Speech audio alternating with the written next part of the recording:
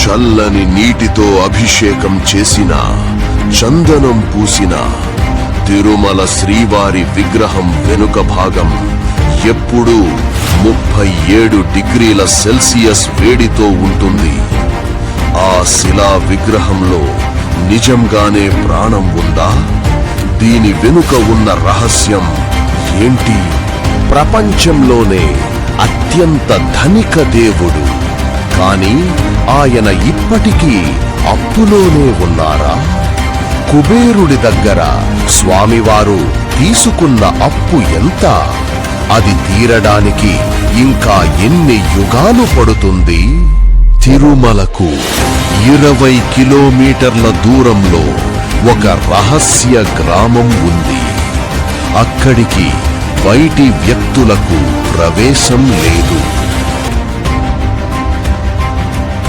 భారతదేశంలో ఎన్నో పుణ్యక్షేత్రాలు ఉన్నాయి, కాని తిరుమల ప్రాశస్త్యం వేరు. 7 కొండలపైన శేషాచల అడవుల మధ్య వెలసిన ఆ ఆనంద నిలయం కోట్లాది మంది భక్తులకు ఒక ఆశ్రయం.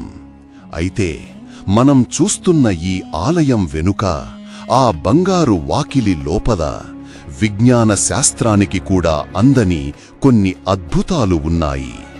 అసలు ఆ శిలా విగ్రహం వెనుక ఉన్న రహస్యం ఏంటి? కుబేరుడి అప్పు కథలో అంతరార్థం ఏంటి? ఈ రోజు మనం కలియుగ ప్రత్యక్ష దైవం వెంకటేశ్వర స్వామివారి అంతుచిక్కని రహస్యాలను లోతుగా తెలుసుకుందాం. తిరుమల శ్రీవారి విగ్రహం కేవలం ఒక శిల మాత్రమే కాదు. గర్భాలయంలోని ఉష్ణోగ్రత ఎప్పుడూ చల్లగా ఉంటుంది, కాని స్వామివారి విగ్రహం మాత్రం ఎప్పుడూ వెచ్చగా ఉంటుందని అర్చకులు చెబుతారు. ప్రతి గురువారం స్వామివారికి ఆభరణాలు తీసివేసి అభిషేకం చేసే సమయంలో విగ్రహం నుండి చెమట బిందువులు కనిపిస్తాయట. అర్చకులు పట్టు వస్త్రంతో ఆ చెమటను తుడుస్తారు. అంతేకాదు, స్వామివారి వెనుక భాగంలో చెవి పెట్టి వింటే నిశ్శబ్దంగా ఉన్న సముద్రపు అలల హోరు వినిపిస్తుంది. ఇది ఎలా సాధ్యం? శాస్త్రవేత్తలు సైతం ఈ విషయాలను ఇప్పటికీ వివరించలేకపోతున్నారు. స్వామివారి కైంకర్యాల కోసం వాడే వస్తువుల విషయంలో ఒక కఠినమైన నియమం ఉంది. తిరుమలకు సుమారు 20 కిలోమీటర్ల దూరంలో ఒక రహస్య గ్రామం ఉంది. ఆ గ్రామంలోకి బయటి వ్యక్తులకు ప్రవేశం నిషిద్ధం. అక్కడ నివసించేవారు చాలా సాంప్రదాయబద్ధంగా జీవిస్తారు. అక్కడి తోటల నుండి వచ్చే పూలు, అక్కడి పాడి ఆవుల నుండి వచ్చే పాలు, నెయ్యి మాత్రమే శ్రీవారి అభిషేకానికి, నైవేద్యానికి ఉపయోగిస్తారు. అలాగే స్వామివారికి అలంకరించిన పూలను గర్భాలయం వెనుక ఉన్న జలపాతంలో పారవేస్తారు. ఆశ్చర్యకరంగా ఆ పూలు మళ్లీ తిరుమల కొండ కింద ఉన్న ఏర్పేడు దగ్గర కనిపిస్తాయి.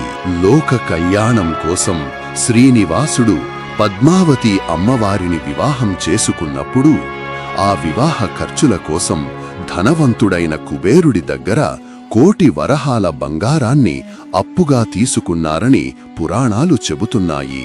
ఆ అప్పు తీరే వరకు తాను వైకుంఠానికి వెళ్లనని, కలియుగం అంతమయ్యే వరకు కొండలపైనే ఉంటానని స్వామివారు వాగ్దానం చేశారు.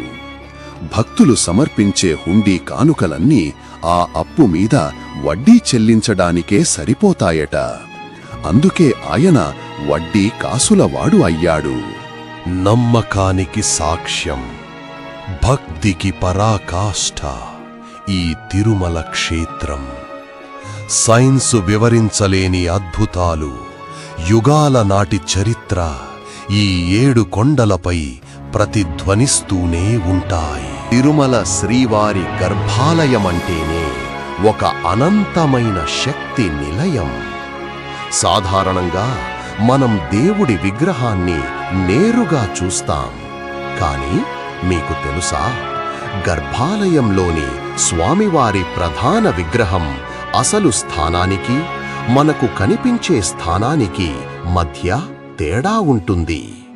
గర్భాలయం మధ్యలో విగ్రహం ఉన్నట్టు అనిపించినా నిజానికి అది కాస్త కుడివైపుకు జరిగియుంటుంది. శాస్త్రీయంగా దీన్ని వివరించడం కష్టం, కాని భక్తులు దీన్ని ఒక దైవిక శక్తిగా నమ్ముతారు. ప్రతిరోజు స్వామివారికి వేల సంఖ్యలో పూలమాలలు అలంకరిస్తారు.